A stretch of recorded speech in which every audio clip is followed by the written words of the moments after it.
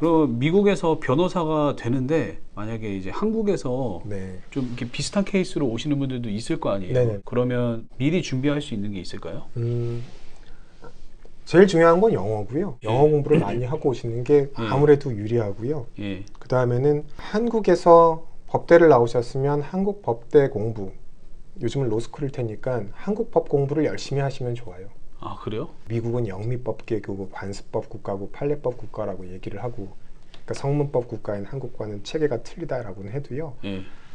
법이라는 거는 어디까지나 그 인간이 지켜야 될 도덕 중에 가장 핵심인 가치 부분들을 제도화한 거기 때문에 예. 근본에 흐르는 어떤 원칙은 거의 동일해요. 아, 그래서 한국 법에 있는 원칙 공부를 많이 한 사람들은 미국 법을 이해하기가 쉬워요.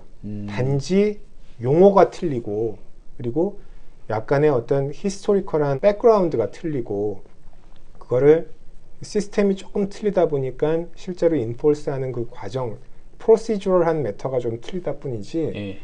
예를 들어서 약속을 했는데 약속을 안 지킨다, 이럴 경우 사기가 성립하는 구성 요건, 이런 것들은 대부분 동일하다고요. 단지 한국말로 되어 있느냐 영어로 되어 있느냐. 그래서 예. 저는 변호사 일을 하면서도 특히 뭐 교통사고 변호사 일을 많이 할 때도 손님들한테 항상 그 쉽게 설명드리려고 노력하는 것 중에 하나가, 영어로 되어 있는 거 어렵게 생각하시지 말아라. 한국에 있었던 그 보험 관련된 제도를 그 생각하시면서 예. 매칭해 보면 그게 그거다. 큰 차이가 있는 게 아니다. 큰 차이 있는 부분은 내가 설명을 해드리겠다라고 설명을 드리거든요. 예. 그래서 결국은 한국에서 공부를 열심히 했던 분들, 법학 공부를 열심히 했던 분들은 미국에서 공부하기가 훨씬 수월해요. 그리고 만약에 시간이 되신다 그러면 저는 그 적극 권하고 싶은 게 미국의 법정 드라마들을 많이 보시라고. 아, 특히 좋네요. 예, 미국의 예. 뉴욕주 변호사 시험을 보실 분들은 로앤올더 아시죠? 로앤올더는 1990년부터 20개의 시리즈가 있었던 그런 예. 뉴욕주 폴리스하고 뉴욕주 검찰 배경으로 하는 법정 드라마거든요. 예. 그걸 보시면 정말 도움이 많이 돼요. 그렇죠. 그 판례에 대한 이해도 굉장히 네. 도움이 많이 될 것 같네요. 그렇고 예. 사실 법대를 다니면서 공부를 하면서 이해하기 어려운 것 중에 하나가 예. 이론 과정보다는 예. 실무 과정 쪽이거든요. 그렇죠. 실무적인 면, 예. 특히 소송 절차적인 측면. 예. 그건 굉장히 기술적인 분야여서 사람을 죽이면 뭐 살인죄다, 이런 부분들은 그냥 직관적으로 이해하기가 쉽잖아요. 예. 근데 소송 절차에 관련된 제도들은 그걸 자기가 직접 경험해 보지 않으면 이해하기가 어려워요. 저도 그래서 한국에서 민사소송하고 형사소송 공부할 때 항상 애를 먹었는데, 미국의 이 형사소송 절차 이런 것들을 이해하는데 로앤올더만큼 좋은 드라마가 없어요. 거긴 영어 공부도 되고, 그렇죠. 덤으로 예. 미국의 크리미널 로, 크리미널 프로시저도 공부도 되고, 그게 굉장히 효과적인 공부 방법이 아닌가. 저는 아직도 로앤올더를 계속 뭐 재탕 삼탕해서 자주 봅니다. 아, 그래요? 네. 그 정도로. 그 현재 변호사님이 버지니아, 메릴랜드, 워싱턴 DC, 그리고 이제 뉴욕 라이센스를 가지고 계신데 어떻게 이렇게 여러 개의 주의 라이센스를 가지고 계신가요? 사실 이거는 자랑할 일은 아니에요. 그래요? 네, 그 이유가 예. 제가 타주에서 변호사 생활을 할 때, 그 사내 변호사 생활을 할 때에도 그 주에는 한국인 변호사가 단 한 명도 없는 주였어요. 예. 네. 그 제가 일을 하고 같이 일을 하는 변호사분들이 대부분 다 그 주말이면 카우보이 모자 쓰고 카우보이 부츠 신고 사냥하러 다니시고. 그렇죠. 사냥하고 주말이면 이 트럭 몰고 예. 레드락 컨트리를 질주하시는 분들이었는데 그분들이 항상 하시는 말씀이, 야, 나는 미국에서 변호사 생활 오래 하면서 타주랑 같이 관련된 어떤 트랜잭션 많이 했지만 내가 타주 변호사 라이센스 필요 없었는데? 이런 얘기를 하시는 거예요. 아, 그래요? 그 이유는 그런 분들은 큰 로펌에 근무하시는 분들이기 때문에 예. 필요가 없는 거예요. 큰 로펌에 근무하면 그 로펌에 여기저기 주 라이센스 가진 분들이 많이 있잖아요. 엮여 있으니까 이미. 그리고 또 뭐 자기가 만약 타주 일을 하고 싶으면 타주에 있는 변호사랑 조인해서 일을 하면 되거든요. 조인트 레프리젠테이션. 그러니까 그런 네트워킹 하기도 쉽고 하기 때문에 굳이 자기 혼자 여기저기 라이센스를 여러 개 가질 필요는 없는 그런 어떤 환경이 되는 거죠. 그래서 제가 이게 자랑할 만한 일이 아니라고 말씀드린 이유도, 저 같은 경우 제가 원래는 뉴욕주 시험만 보고 말씀드린 대로 한국을 돌아갈 생각이었다 말씀드렸잖아요. 그랬는데 그 버지니아 로펌, 선배님이 만드신 로펌에 취직을 하게 되면서 제가 그분한테 약속을 드렸어요. 그분이 와서 일해라라고 하시길래 그럼 제가 버지니아 시험 보겠습니다 해가지고 제가 손 들고 보겠다고 했기 때문에 2005년도에 7월에 그 뉴욕주 시험을 보고 2006년 7월에 버지니아주 시험을 또 본 거죠. 그 당시만 해도 버지니아는 Foreign Law School 그 graduate도 시험을 볼 수 있었으니까. 그래서 2년 연속 Full Bar Exam을 본 거죠.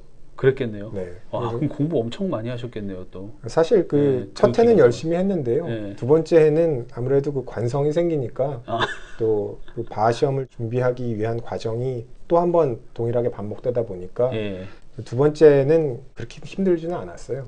대신 버지니아의 특수한 것들을 좀 공부하는 게 새로운 어떤 공부 내용이었지. 그렇겠네요. 그 버지니아, 뉴욕 시험 이제 두 개를 보게 된 거고, 그 다음에 이제 제가 타주에 갔다가 타주에서 돌아와서 2011년 말에 버지니아 이 빌딩에 자리를 잡고 개업을 했는데 여기 와서 일을 하다 보니까 아시다시피 워싱턴 DC는 DMV 지역이라고 하잖아요. 그렇죠. DC, 메릴랜드, 버지니아. 특히 제가 있는 사무실도 여기서 10분만 가면 메릴랜드이기 때문에 맞아요. 메릴랜드 손님들도 많아요. 그러다 보니까 이거 메릴랜드 라이센스도 있는 게 좋겠다 해서 2012년 여름에 메릴랜드주 변호사 시험을 또 봤죠.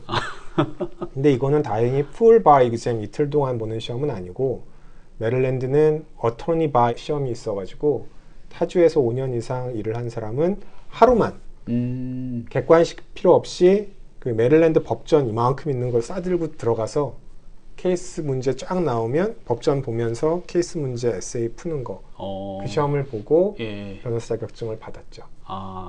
그래서 뉴욕하고 버지니아는 풀 바 exam을 한 번씩 받고 메릴랜드는 어토니 바 시험을 받고 그리고 DC 쪽에도 손님들이 꽤 계세요. 그럴 것 같아요. DC에도 전통적으로 한인분들이 비즈니스를 많이 하셨거든요. 맞아요. 요즘은 뭐 많이 줄어들긴 하셨지만 또 그분들을 일을 도와드릴 때 저는 라이센스 없는 그런 주 일을 맡아서 할 생각은 전혀 없고 그렇게 하면 또 안 되는 거기 때문에 라이센스를 가져야 되겠다 싶어서 DMV니까 다행히 워싱턴 DC는 타주의 변호사 경력만으로 시험 없이 선서만 하고 들어갈 수 있는 제도가 있습니다. DC는 또 그래요? 그 변호사의 백그라운드 체크는 하죠. 정말 그렇군요. 일했었나 또 무슨 뭐 도덕적으로 문제는 없나 범죄 기록은 없나. 그래서 제가 그 2012년 3년 그때 또 한 번 DC에 그 선서를 하고 변호사가 된 거죠. 그래서 결국 아마 바 시험만 3개를 본 그런 사람은 흔치는 않을 거예요. 그러니까 저도 라이센스가 4군데나 있다고 해서 이거는 정말 노력을 많이 하셨겠는데 이 생각을 했거든요. 이 지역에 버지니아, 메릴랜드, DC 라이센스를 가진 변호사분들이 꽤 있으신데요. 그리고 뭐 뉴욕까지 계신 분은 그게 흔치는 않은데 저는 어차피 맨 처음에 뉴욕밖에 볼 수 없었기 때문에 그렇게 생각을 해서 본 거였고 저 말고도 5군데 계신 분이 한 분 계시더라고요. 진짜요? 그분 계시더라고요. 근데 그분은 아마 시험을 다 보지는 않으셨을 거예요. JD를 하신 분이기 때문에 JD를 한 사람은 한 주에서만 라이센스 있어도 타주에 선서하고 바로 들어갈 수 있는 그런 기회들이 많이 있거든요. 저는 시험을 3번 본 거고. 그럼 이 변호사 라이센스도 이렇게 뭐 리뉴를 해야 되거나 그런 기간이 있나요? 라이센스는 annual registration이라는 게 있는데 뉴욕 같은 경우는 2년마다 갱신해야 되고요. 메릴랜드나 또 버지니아 이런 경우는 매년 갱신을 해야 되고 또 갱신하려면은 매년 하는 어떤 수업을 들어야 돼요. 그래요? 또? 변호사로서의 어떤 윤리 수업이나 전문 수업을 리걸 에듀케이션 수업을 들어야 그 갱신을 해주죠.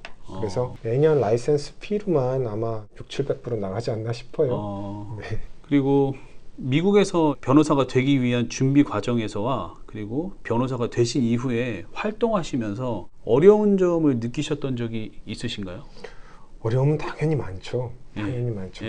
뭐 미국에서 낳고 자란 사람이 아니고 미국에서 짧은 어떤 그 교육만을 마치고 변호사가 돼서 일을 했기 때문에 한국에서도 사실 한국 사람이 변호사가 돼가지고 일을 하는 게 쉽지가 않은데 한국에서 예를 들어 미국 사람이 와가지고 한국 변호사가 돼서 일을 한다. 진짜 어렵죠. 진짜 어렵죠. 이 준비할 때 있어서는 계속 강조해도 뭐 몇 번 강조해도 지나치지 않지만 이 언어의 문제점이 가장 컸어요. 한국에서도 예를 들어 판례 같은 거를 읽을 때 법전에 나오는 거나 아니면 판례를 보면 아무리 한국 사람이라도 판례에 있는 단어들, 용어들을 읽다 보면 생소한 게 많잖아요. 그렇죠. 한국말인데 내가 이해가 안 돼. 막 이럴 수 있죠. 네. 그리고 요즘은 뭐 한글로 다 됐으니까는 그나마 한글로 읽을 수는 있지만 읽을 수는 있는데 뜻이 이해가 안 되는. 그렇죠. 예. 미국도 마찬가지거든요. 미국 판례들도 읽어보면 어려운 용어들이 많아요. 예. 또 법률 용어들에는 라틴어에서 온 그 고어들도 많기 때문에 예. 영어를 진짜 어려서부터 공부하고 그런 사람들은 훨씬 쉽게 체득할 수 있는 그런 어감이나 어휘 같은 것도 저 같은 경우는 하나를 외우는데 몇 배의 시간이 걸리는 거죠. 그리고 아무래도 리딩 속도가 굉장히 중요한데 예. 수업 하나를 듣기 위해선 몇십 페이지씩을 읽고 들어가야 되니까 또 나중에 시험 문제 풀 때도 그렇고 그렇죠. 그 리딩의 속도가 그만큼 나질 않잖아요. 그래서 그런 부분이 고생을 많이 했죠. 그래서 준비할 때는 영어 그리고 30대 이후에 가장으로서 가족을 데리고 미국에 와서 공부를 하려다 보니까 아무래도 가정생활과 공부를 병행하면서 그것 때문에 좀 고생도 많이 했죠. 그랬을 것 같아요. 한국에서 일반적인 가장이면은 밖에 나가서 열심히 일만 하고 집에 돌아와서 그냥 자고 출근하고 예. 그런 일들을 많이 하잖아요. 그렇죠. 요즘은 달라졌다고 해도 저 때만 해도 제가 그 한국 여의도에서 직장을 다닐 때 저희 사무실 빌딩 주차 관리하시는 분한테 많이 혼났어요. 그 혼난 이유가 뭔지 아세요? 뭐예요? 제가 월요일 날 아침에 차를 갖다 놓으면 토요일까지 차를 안 찾아가는 거예요. 아, 일하느라요? 월, 화, 수, 목, 네. 금 뭐 일하다가 사람들이랑 술 마시는 일도 많고 회식도 네. 많고 하다 보니까 집도 가깝고 그러니까 버스 그냥 타고. 버스 타고 택시 타고 집에 가니까 아니 왜 그 당신은 차를 한번 세워놓으면 차를 안 찾아가냐고 토요일 날 남들 쉬는 토요일 날 와서 찾아가냐고 근데 이제 미국에 와서는 저도 불편한 어학이지만 부인이 훨씬 영어를 잘하지 않는 이상 예. 제가 많은 일들을 떠안게 되잖아요. 아시죠 그거? 예, 현재 저의 모습이거든요. 네, 예를 들어서 뭐 가계부까지는 안 쓴다고 하더라도 유틸러티 비를 낸다든지 예, 되게 소소한 거 다 신경 써야죠. 예, 무슨 예. 렌트 계약이라든지 어떤 서류 관리 같은 거 예. 그리고 또 애들 학교에서의 뭐 오는 서류 체크를 하고 예. 사인해서 보낼 것도 많잖아요. 그렇죠, 컨센트 폼. 그렇죠. 또 또 어플리케이션 또 새로 받으면 일일이 보면서 또 다 써야 되고. 그럼요. 그런 일들에 아무래도 시간을 많이 뺏기게 되죠. 예. 그러니까 그런 상태에서 공부까지 하려면은 아무래도 그러니까요. 쉽지가 않은 거죠. 그러니까 저도 지금 현재 애들이 어리니까 집에서 뭐 하려고 하면 안 돼요. 잘 안 돼요. 뭐 하고 있으면 애들이 막 와가지고 막 붙으니까. 네. 그 준비할 때는 그랬고 이제 개업한 후에는 힘들었던 것은 2011년 말에 이 빌딩 2층에서 개업을 했는데 개업을 하면서 사실 제가 버지니아에 딱 3년 살다가 타주를 갔다 온 거고 예. 버지니아 3년 살을 때도 2년은 유학생 비자였고 1년은 잠시 로펌을 다닌 거였기 때문에 예. 여기 일반 한인 커뮤니티를 상대로 그분들한테 인사를 드리거나 그분들하고 어떤 친목 관계를 릴레이션십을 유지할 기회가 없었어요. 그랬겠네요. 예. 그리고 특히 저는 교회도 나가지가 않고 동문회 활동이나 향후회 활동 이런 것들을 안 하기 때문에 그냥 제가 와서 잠시 2년 살고 가족들끼리 미국 생활 잘하고 돌아가는 게 목표였다가 취업된 사람이었기 때문에 여기에 전혀 기반이 없었어요. 집은 산 게 있었고 뭐 그렇긴 하지만 교민들 분하고 많이 어울리고 그분들 결국은 제가 여기서 퍼블릭 상대를 일을 한다고 해도 교민 상대가 90% 이상인데 예. 교민분들하고 접점이 많이 있어야 사실 그렇죠. 일을 예. 맡을 수가 있잖아요. 예. 그래서 제가 한국에선 부모님 따라서 절에도 많이 다니고 그랬었고 또 저희 처갓집이나 뭐 이런 쪽은 다 성당이고 저희 외가도 다 성당 다니시고 뭐 처남도 신부님이고 그러시니까 성당을 다녀볼까 생각을 했지만 예. 저는 그쪽 종교 쪽으로 어떤 활동 뭐 거기 참여를 못했었기 때문에 미국 생활의 어떤 반 이상은 종교 모임에서 많은 것들이 이루어지거든요. 맞아요. 예. 그분들을 통해서 도움도 많이 받고 예. 제가 그럴 기회도 없었던 거예요. 그러니까 그러고 딱 왔는데 일을 시작하려니까 여기 미국 현지 이 동네에는 이미 자리 잡고 계신 많은 변호사분들, 훌륭한 변호사 선배님들이 계세요. 예. 근데 제가 갑자기 짠 나타나서 광고 몇 번 한다고 손님들이 오지는 않잖아요. 그렇죠. 예. 그래서 많은 고민들을 했죠. 어떻게 나 자신을 알릴 것인지, 그리고 네트워킹은 또 어떻게 할 것인지 이런 고민들을 많이 하다가 저는 그냥 어떻게 보면 우직하게 예. 천천히 우직하게 가는 길을 택했죠. 이건 뒤에 말씀드릴 부분하고 일부 연결이 되지만 예. 약간의 이미지 광고는 했었지만 그거 외에 광고는 하지 않았고 어쩌다 찾아오시는 그 손님 한 분 한 분 일을 열심히 해드리려고 노력을 했어요. 그러다 보니까 그분들이 또 소개해 주시고 해서 이제 한 10년 가까이 한 8, 9년 지나고 나니까 이 정도 위치까지 오게 된 거고 그분들한테 도움을 많이 받았죠. 그래서 결국은 그 어느 길을 갈 것인지 뭐 무리해서 가면은 절대 안 되지만 그리고 또 마음에 없는 관계를 억지로 만들어내는 거는 결국은 나중에 탄로 나거든요. 그렇죠. 그 사람이 자기한테 접근을 할 때 어떤 의도로 접근하는지는 시간이 지나면 다 보여요. 정말 뭘 바라고 오는 사람인가.